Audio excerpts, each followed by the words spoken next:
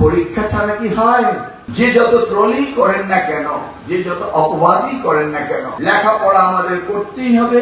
একজন শিক্ষক তিনি আমাকে নাম দিয়েছেন পরীক্ষা মিলন, মন্ত্রী মিলন না। তার নামে ডক্টর আছে। বাংলাদেশে এত বেশি পিএইচডি হয়েছে, সেই পিএইচডি গুলো আমাদের খতিয়ে দেখতে হবে।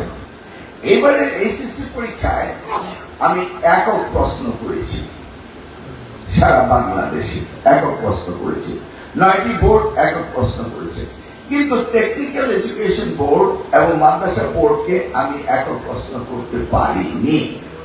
যেমন আমি বলছিলাম ফিজিক্স সেকেন্ড পেপার কোশ্চেনটা টাফ হয়েছে এবং 2টি প্রশ্ন ভুল হয়েছে। বস্তুত কিন্তু 2টি প্রশ্ন তেমন কোনো ভুল হয়নি, বাট ভুল বলে সবাই বলছে। এবং প্রশ্নটা যিনি করেছেন তিনি যারা থিওরি করেছেন তার প্রশ্ন ঠিকই পাচ্ছেন। এটাকে ইন্টারপ্রেট করলো, ও 2 বছর আগে এইচএসসি কোশ্চেন হয়েছে, এটা নিয়ে ট্রল শুরু হলো। আমি বলেছি 2 বছর লাগে ট্রেনিং করতে। যেমন সিটি কলেজ থেকে এক মেয়ে বারবার আমার বিওকে কল করছে, স্যার একটু কথা বলতে দেন না। তো ভাবলাম বাচ্চা মেয়ে কল করেছে, বৃষ্টিতে ভিজে এসে পরীক্ষাটা, আমার যে স্যার পরীক্ষাটা পেছানো যেত না।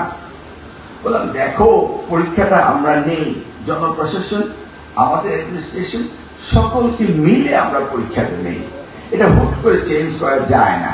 ঢাকা শহরে বৃষ্টি হলে জলাবদ্ধতা হয়, এটাকে কমন টার্মিনোলজি, এটা কোনো নিত্য নতুন ব্যাপার না। 2027 এইচএসসি পরীক্ষা অলরেডি কিন্তু আমি জুন মাসে নিয়ে এসেছি। এদিন অনেকেই বিরূপ সমালোচনা করছেন, আমি রুটিনও অ্যাডভান্স দিয়ে দিয়েছি। আমি আস্তে আস্তে স্কুইজ করছি, সিনক্রোনাইজ করছি। ম্যাট্রিক পরীক্ষাগুলো নিয়ে আসতেছি জানুয়ারিতে, ইন্টারমিডিয়েট পরীক্ষাগুলো নিয়ে আসছি মার্চে। এইভাবে আমি প্ল্যান এন্ড ডিজাইন করেছি। মেয়েটি আমাকে জিজ্ঞেস করলো, স্যার বৃষ্টির মধ্যে পরীক্ষা দিলেন আপনাদের? আমি হ্যাঁ আমি জানি বৃষ্টি হয়েছে, আমি তোমাদের নিয়ে খুব চিন্তিত। সেই সাথে বললাম আমার মেয়ে তানজিদা, ওর মাথায় একটু বৃষ্টির পানি পড়লে জ্বর আসে ফার্মের মুরগির মতো, সেই জন্য আরো বেশি চিন্তা করতেছি তোমাদের কি জ্বর আসে কিনা। সেই জন্য আমি খুব উদ্বিগ্ন, যেটা হয়েছে তো হয়েছে, জ্বর আসে কিনা। লক্ষ্মী মা পরীক্ষাটা দিয়ে দাও, মাকে বলো এক কাপ কফি বানিয়ে দিতে, পড়ার টেবিলে বসে যাও। ইউসি শিক্ষার্থীরা তারা এই ধরনের একটা ন্যারেটিভ, এই ন্যারেটিভটাকে তারা নেগেটিভে নিয়ে গেল। ইউসি জাতি যদি এইভাবে অর্থ টানা হয়ে যায় তাহলে তো আমাদের ভবিষ্যৎ ভালো হবে না। কিভাবে না আমাকে নিয়ে ট্রোল শুরু হলো, এবং যারা ট্রোল করতে শুরু করলো তাদের কেউ পরীক্ষার্থী না।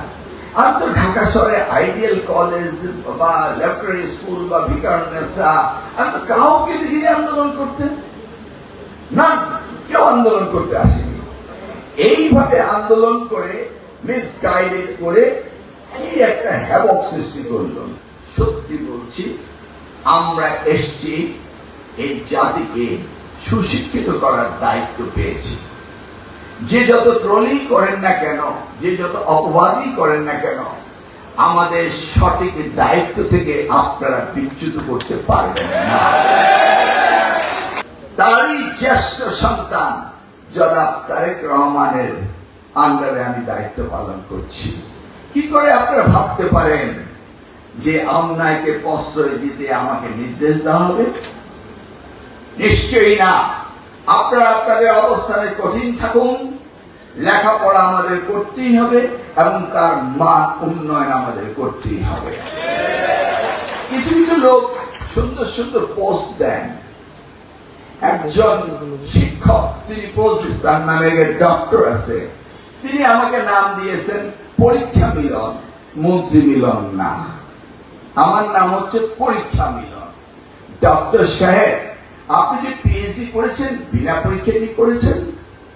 আজকের উন্নত বিশ্বে যে নতুন পদ্ধতিতে লেখাপড়া করা হয়, প্রজেক্ট সিস্টেমে করা হয়, পরীক্ষা ছাড়া কি হয়? কি বলতে চাচ্ছেন? শিক্ষার মান উন্নয়ন করতেই হবে, কিন্তু পরীক্ষা পেতে রেখে পরীক্ষা ছাড়া কি সার্টিফিকেট হয়?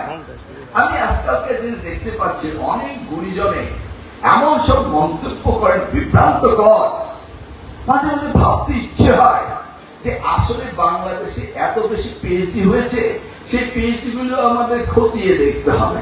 এই বাংলাদেশ হতে হবে এডুকেশনাল হাব। এই বাংলাদেশে পৃথিবী থেকে লোকজন পড়তে আসবে, সেই আদলে ইউনিভার্সিটি আমরা বানাচ্ছি। আমরা জানি বাংলাদেশের ছাত্ররা মেধাবী, আমি নিজেও জানি বাংলাদেশের প্রতিটি ছাত্র যারা বাইরে পড়তে গিয়েছে তারা অত্যন্ত সুনাম অর্জন করেছে। এখন হিসেব করে দেখা যায় ডিস্ট্রিক্ট পায় ওই বাংলাদেশি ছেলে মেয়েরা বিদেশে বসে। তাহলে আমরা কেন পারবো না এই এডুকেশন হাব করতে? আমরা কেন পারবো না $40 বিলিয়ন বিজনেস করতে চায় ব্রিটিশ ইউকে? আমরা কেন পারবো না $100 বিলিয়ন বিজনেস করতে এই বাংলাদেশে? এটাই তো আমাদের সবচেয়ে বড় সম্পদ। আবারও বলছি, আল্লাহ আমাদেরকে মানব সম্পদ দিয়েছে, সকলের ঘরে একটি করে মস্তিষ্ক দিয়েছে। আল্লাহ নেপোটিজমে বিশ্বাস করে না, আল্লাহ ফেভারিটিজমে বিশ্বাস করে না, আল্লাহ কাউকে ডিসক্রিমিনেশন করে না, সকলের মাথায় সমান মস্তিষ্ক দিয়েছে। অতএব ওই মাস্টারাই আমাদের লেখাপড়া করতে হবে, এই জাতি গঠন আমাদের করতে হবে।